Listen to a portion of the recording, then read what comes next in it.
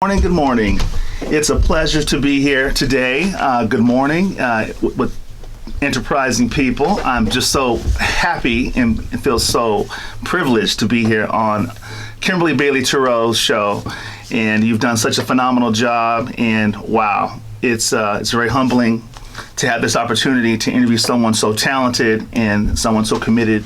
And I know how committed you are because I see you get up every Tuesday, even after being up till 3 or 4 in the morning. You still get here at 9 just to make sure that our community is engaged and well-informed and educated on whatever needs to be told and whatever information needs to be conveyed. So I just wanted to show that appreciation and say thank you, Kimberly. You're doing a wonderful job. Thank you, honey. Without further ado, I want to get right down to it. We have some wonderful events happening. This is Charles Turo from Las Vegas Black Image Magazine, for those of you who may not know who this is. Up and coming, we have an event. It's the Mental Health Treatment, Saturday, August 24th from 10 o'clock a.m. until 1 p.m. at the West Las Vegas Library. For those of you who don't know, it's located on Lake Mead and MLK. For more information, you can call Mike Waller at 702-255-0056. That's 702-255-0056. Once again, that's the Las Vegas Association of Black Psychologists monthly community forum. And as we all know, mental health is a very important issue in our country. It's probably the most important issue, aside from making some changes up there in the White House. But you know, this isn't about politics, but I think that we all know what pulse is the right pulse for our country. And I know you'll do the right thing when it comes down to the voting. That's right. Without further ado, once again, we're going to get down to what's current and what's hot and what's needed, which is entrepreneurship. Yeah. Entrepreneurship is big. Yes. Entrepreneurship it's what moves this country. We really need to have more people empowered, but not just empowered with just words, but direction, and someone who actually has done it, does it every day, starting off at zero and making it to hero. And I've seen you making it to Shiro. And I've seen you do this. Okay, baby. And I've seen you help other people with direction. People come in with a dream. They come in with a dream, with an idea, and you have to bring that idea into action. And how do you get to the action part without having someone who is dedicated passionately to see you win? And it comes down to making that green from the jump, because as we all know, when you don't have a job, those bill collectors, they don't want to hear any excuses. They want to be paid, and they don't care about your dream. They just care about your money. That's right, man. So when you know that, as a teacher, you know that people don't want to hear fluff. Yes. They want to get right to it, and they want to get those dollars in their hands. But you have to have the direction, you have to have the talent. So, Kimberly, tell us about your legacy as it relates to these mind your own business classes, which is birthed from when I first met you. You were with Economic Opportunity Board. Mm-hmm. I was watching you, and I was watching, more importantly, the people, how they responded to you with these classes. Mm-hmm. These people were just. They were so happy. Yeah. It was, well, first of all, again, this is Kimberly Bailey Turo, and my husband is hosting the show today. He's interviewing me about the Mind Your Own Business class sessions that we'll be conducting, and that's going to take place September the 7th, and we go all the way to September the 15th. So, but to answer your question, my dear husband, you're doing a fabulous job. Thank you so much. But again, that's Charles Turo with Black Image Magazine, and he does just so much with our company, with events and everything. But what I see that's needed most, and you know, I did a micro business program under the umbrella of the Economic Opportunity Board for almost 20 years, and it dissolved. The agency dissolved somewhat with its programming. But what's exciting, honey, is that I believe Commissioner Lawrence Weekly is bringing it back. EOB is coming back. So much. So how exciting is that? Yeah. But at that time, I was the director of the micro business program. program, and many of you might already know that, but the slogan was mind your own business, use your mind, create your own business. And really that's the catalyst from which this radio show was birthed, is to be a business show for our community. So the show here on KCEP has been running almost 28 years now, and geared toward giving you technical assistance for the airwaves, with so many wonderful authors and educators in business development, financial literacy, and more. So that's a little background on micro business. But Kimberly, it was a need. It was a need for this. Kimberly, why don't you tell me, tell more importantly the listeners, how do we differentiate your classes from the classes that we might get if we were to just go out there and look around for some direction on entrepreneurship? What do you do differently? What is unique about you to where someone should really stop what they're doing and say, you know what, I'm going to go to your classes versus going to some other class or looking on the internet, Google searching? Yeah, and I think it's a lot of great resources here in Las Vegas. But what I didn't find, and that's why I said I need to get back into it, because what I didn't find is the motivational factor, the educational, and the stimulation that's needed for our community to harness entrepreneurship. And so I said, you know what, I'm going to develop my own curriculum. And hence, with all the authors and different people I've interviewed throughout the years here on KCEP, and also doing micro business and just going to business conferences around the country and operating our own business, I developed a curriculum that we're going to utilize during this class series. And again, this curriculum is the Entrepreneurial Leadership and Financial Literacy Program book. And what we're going to do is that we're going to really look at what keeps us motivated in business. And for those new businesses, we're going to still give the technical, how do you get a new business off the ground? But we have to go back to the U factor. I don't think if people are really covering the U factor for new entrepreneurs. And that has to do with, do you harness those talents to make the great great? Can you be great in business? And it's just looking inward a little bit. And I loved how when we went to Black Enterprise Conference and we were listening to Dennis Kimbrough, and he was saying some of the greatest, there's 9 virtues for greatness. And he was saying purpose. He talked about courage, imagination, integrity, work, wealth, triumph of the human spirit, a prayer, learning a legacy. And I think that these are the kind of things we're going to touch on before we even get into the technical assistance part. People can tell you, okay, here's the pamphlet to do a business plan. Here's how you do financial projections. Here's how you do it. But as you know, in business, it's all about that spirit within so that you can harness greatness. And we want to ignite that spirit. And that's what makes me different. Now, when we talk about spirit, I think that it's also very important to make sure that you're in that mental focus, in that zone. Make sure that you have people around you that understand what it is that what direction you're trying to go in. Make sure that you surround yourself around a supportive system. The most accomplished people that you could find that you could be around, just to be a positive influence in your direction. I think that the crowd that you choose, the friends that you choose, can be very, very important when it comes to when you really get into that point of focus and you want to get those results. Choose the right circle of people to support your vision.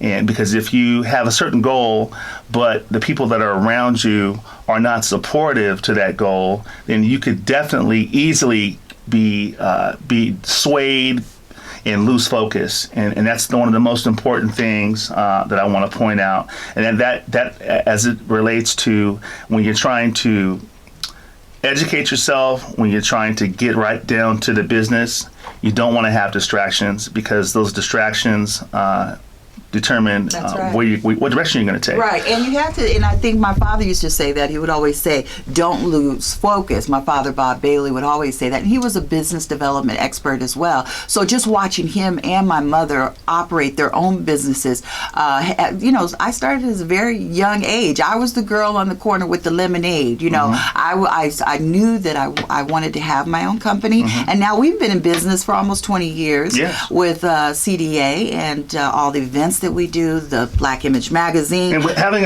a magazine, you know, our phones are always open. We're always accessible to the community.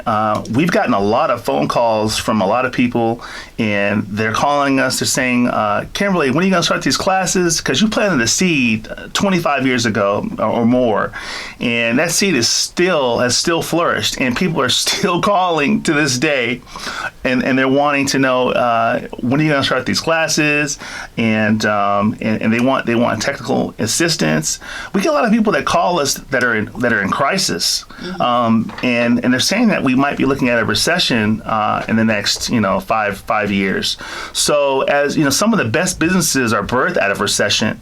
Some of the best businesses come out of crisis, and I think what that signals is that when there's a crisis, we have to focus.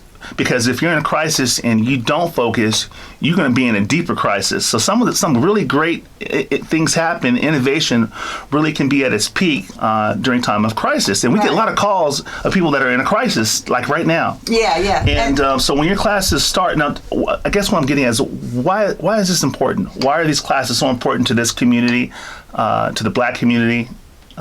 Well, it's many reasons why it's important, because everyone needs a roadmap, and sometimes the roadmap is not there. I can't tell you how many people call me and say, Kimberly, I want to start a business, but where do I start? What's the first thing I need to do? And I always go back to, what are you doing now? What do people admire you for? What even if it's that sweet potato pie that people love, even if it's the fact that you are raised 6 kids and all of them are in school, I mean, that means you're the CEO of your life already. So we can take those skills, take those talents, and implement them in some kind of business that really picks up where you've already successfully gone. So that's why these classes are so important. I think people need the cheerleader. I want to be that cheerleader for them. People have no money. Yeah. I mean, they get in a situation and they have nothing. Mm-hmm. They might be about to hit the streets.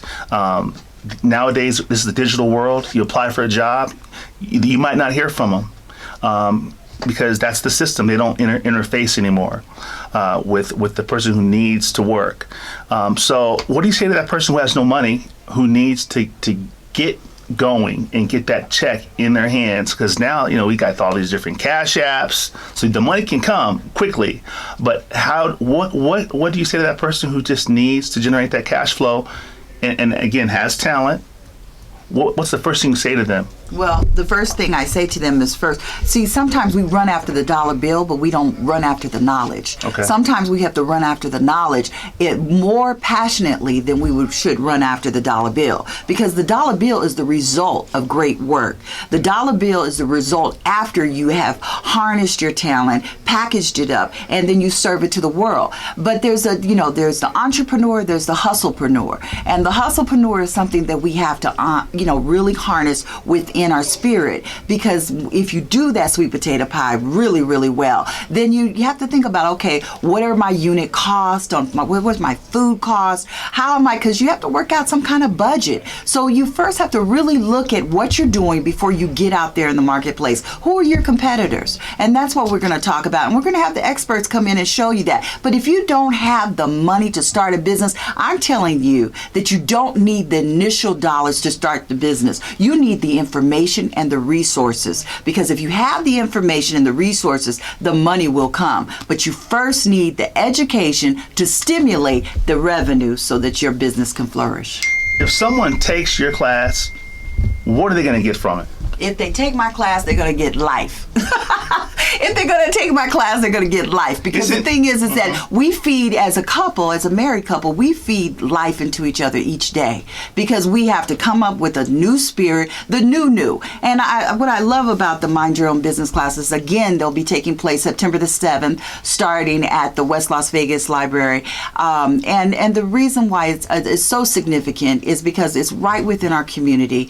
And when people come come, first we're going to get the fellowship. We're going to get the support. We're going to get the information, the education, and you're going to be stimulated to go ahead and start your business. And if you have an existing business, you're going to get the new. Because you always have to look at your strategic plan. Life is changing. There might be a recession. Things are changing. So when things change, your strategic plan needs to be in place so that you can still win economically. And that's what the Mind Your Own Business classes is all about. You know what I've noticed is there's a lot of negativity out there going on about the Hispanic community, but there's so much to be learned from immigrants. They come here with a real appreciation for American values, and they come in with wherever they came from their own particular origin of where they were born, and they come in with a hustle. They come in with a desire to work. They come in with creative ideas, and they take chances. They get out there, and they might have a cart, and they might have some popsicles. They might have some corn. Whatever it is, they're out there, and they're out there with a smile, and they are doing their thing. So why is the hustle not really put into our culture? Because that's where we come from. That is where we come from. Have we gotten complacent? No, I'm not complacent. Not we. I'm not talking about we. But as I'm talking about as a people. I know. Because everything is technology. You can sit back on the Facebook and you can generate cash flow if you have the right kind of concept. But I see immigrants, whether it be Mexican, whether it be whatever culture, they're out there hustling. Right. And I think that, and you brought up a great point. The thing is that when we are employed, we are basically being programmed to come to work at a certain time. We're being programmed to eat our lunch at a certain time. We're being programmed to be creative or don't be creative, because sometimes your higher ups feel threatened when you come up with creative ideas. So the big thing is that we have been conditioned, especially through workforce, to be a certain way. Now, what's required of you as an entrepreneur is very different than being an employee. It's good to know both sides so you can harness the craft. I tell people, if you're working within a corporation, go to the finance department, go to the marketing department, see all that is involved with keeping the company going, so that when you get your own company, you can take those same skills and try to use those skills. But every business is different. But the thing is, you got to break down those walls. You got to break down those walls of being an employee so that you can harness the hustlepreneur. And I think it's very, very important that we do that if we're going to be successful in business. That we have to know we don't get up at just 8 o'clock. No, you might have to get up at 5 or 6 o'clock. You might have to make 100 phone calls in a day. It's a numbers game, and you know that, Charles. It's a constant numbers game. How urgent should we be moving on this? Because I'm noticing that with automation, jobs are being erased. We're going to the grocery stores, and we're finding that half the grocery store is now ran by might be one person, and there's maybe about 13 machines. Automation is here, and jobs are disappearing. Do you think we should be waiting on this to take these classes to really be empowered? Should we be waiting for automation to come to our doorstep, or should we be acting now? I think being proactive is the now. The now is always being proactive. We have wonderful educational institutions here. We have UNLV. We have community college. All these different places you can go. If you're lacking in a technical area, as far as the internet, as far as social media, as far as developing websites, coding, any of those things, I say take a class, because that's where we're going. That's the reality of business. And they say if you are in business and you don't have a website, you're losing about $100,000 a year because you don't have a website. So the thing is that you have to learn technology. Our children need to learn technology, and it's crucial that we know that. I believe we have a phone call, Brian. We have a question. Oh, we have a question. Brian, right ahead. Uh-huh.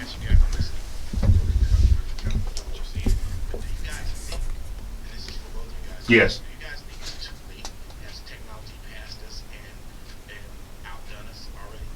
No, I don't think technology can ever. This is my personal opinion, and you can answer it too, Charles. But my personal opinion is that technology has taken over in some ways, but there's always this curve. It's always a learning curve. It's always a curve of what if that breaks down. If it breaks down, you still need the human, a human person there. You need a human person there to interact. You need a troubleshooting human person. In business, there will be situations where you might not even meet your client. Your client might be clear across the country. But the thing is that there might come a time when that client says, you know what, I want to come to law. I want to meet you. I want to interface with you. And Charles, we've had that happen where people say, wow, we want to meet you. Nothing is going to replace the face-to-face, number one, because at the end of the day, that's when the rubber meets the road. When you get with that person, you look into their eyes, and you have the